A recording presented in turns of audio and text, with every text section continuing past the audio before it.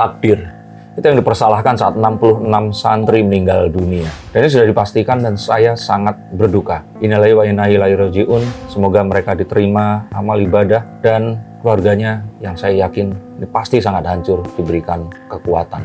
Tapi saya tidak percaya bahwa itu semua hanyalah takdir. Karena sejatinya kita memiliki kekuatan untuk ikut berusaha menentukan akan seperti apa takdir kita. Termasuk dalam bencana yang akan terjadi ke depannya. Yang saya nggak tahu kalian siap atau tidak untuk mendengar apa yang akan terjadi.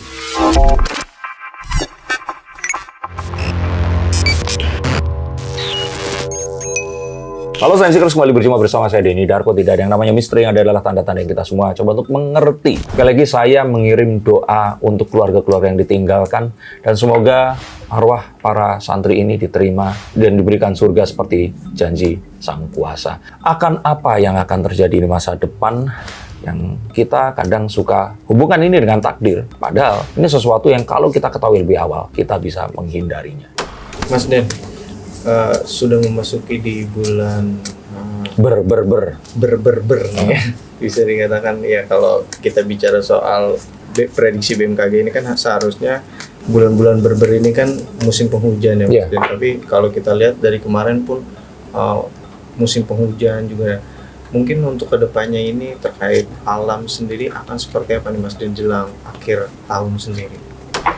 Apa yang kita tanam adalah apa yang kita tuai. Maka sejatinya seperti ada banjir besar di Bali kemarin itu bukanlah salah alam, tapi salah kita yang membangun secara serampangan. Sehingga air yang sejatinya itu sudah mengalir di pulau itu sejak ribuan tahun yang lalu, harus terbendung dan akhirnya menghasilkan bencana yang besar. Pun dengan apa yang akan terjadi di daerah-daerah di Indonesia, betul akan terjadi anomali. Tetapi kita akan tahu bahwa bencana nanti terjadi itu adalah karena kesalahan kita. Saya tetap menyalahkan pembangun struktur pondok pesantren tersebut itu tadi. Dan hal seperti ini seharusnya bisa dihindari. Pun dengan apa yang akan terjadi ke depannya. Bencana hidrometeorologi ini masih akan tetap mengancam kita. Apa sih bencana yang diciptakan atau ditimbulkan oleh air? Maka air ini nggak bisa kita stop. Karena air ini memang akan bersiklus seperti itu. Dan tubuh manusia itu 90%-nya sebenarnya itu terdiri dari air. Oke? Nah, tapi kembali lagi di sini, yang ingin kita tegaskan adalah bagaimana agar air itu mengalir, itulah yang akan menentukan.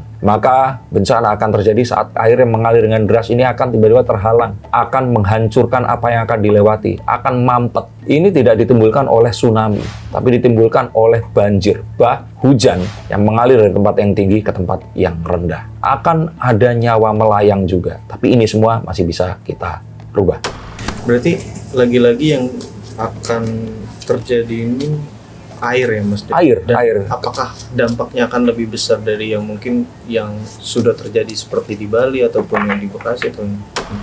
Saya melihat ini akan kemungkinan seperti di Bali itu mungkin, karena ini kartu tentang kembalinya sesuatu. Nah, apa yang akan terjadi di Bali ini sangat mungkin juga terjadi di Bali lagi, atau terjadi di tempat-tempat yang kalau saya boleh bilang itu pulaunya ini bukan pulau yang besar. Besar itu kayak Jawa, Sumatera seperti itu. Dan saya melihat ada air bah yang besar yang akan mengalir. Dan ini sesuatu yang sebenarnya bisa sangat mudah untuk dihindari. Caranya adalah dengan apa? Ya kalau sekarang mumpung masih ada waktu saluran air dibersihkan, kita coba untuk menaturalisasi, menormalisasi juga jalan-jalan air yang selama ini itu tertutup sampah, atau kita gunakan peruntukannya untuk sesuatu yang lain. Dan dengan seperti ini kita akan bisa mengalirkan air yang membawa kekuatan gelombang besar ini ke tempat yang memang tepat. Daerah-daerah yang mungkin patut diwaspadai. Indonesia Timur, ini tengah ke timur, ini yang harus sangat kita harus benar-benar waspadai, terutama pulau-pulau yang ukurannya lebih kecil dari Pulau Jawa ini tadi ya. Dan angin yang kencang ini tentu saja akan membawa awan berpindah-pindah dengan cepat sehingga hujan ini sangat mungkin juga terjadi lebih lebat di daerah yang belum pernah ada selebat itu. Jadi sepertinya nanti ini bencana nggak jatuh hanya di tempat yang langganan, tapi tempat yang nggak pernah, tiba-tiba ini akan terjadi kenaikan banjir yang sangat mendadak dan terus kemudian membuat orang-orang ini mengungsi. Dan saya masih tetap, coba kita lihat. Oke. Tempat-tempat yang selama ini dianggap aman itu juga akan sangat berbahaya. Perkotaan ini sangat mungkin tiba-tiba air ini akan muncul dari bawah. Muncul dari bawah itu artinya dari got dan sebagainya, saluran, dan akan membuat banjir yang akan cukup mengganggu, menimbulkan penyakit. Itu yang akan membuat. Mas Den, kalau kita bicara soal fenomena alam atau alam sendiri, biasanya kan di beberapa musim seperti Januari itu kan memasuki musim panas atau ya mungkin belum. Kan bulannya sampai ke bulan April. Ya, April itu kan biasanya kan musim panas gitu ya. Itu apa sih mungkin alasannya gitu Mas, sampai sekarang tuh kayaknya geser gitu mungkin. Oke. Kita harus tahu bahwa bumi pun ini kan berputar di poros yang juga mengelilingi matahari. Nah, dan putaran ini kan jaraknya kan nggak kecil gitu loh. Saat kita ada di satu tempat, lalu dipengaruhi oleh gaya gravitasi planet yang lain juga. Ini sangat mempengaruhi bagaimana es itu akan mencair, kondisi bumi seperti apa, dan penduduk di sekitarnya pun ini juga akan bertindak bagaimana.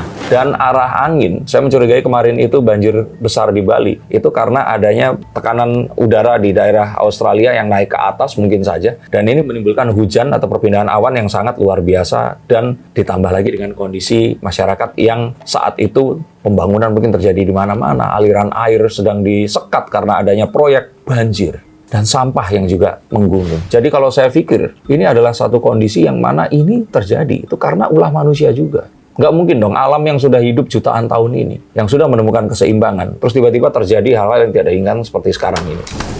Mas Den, untuk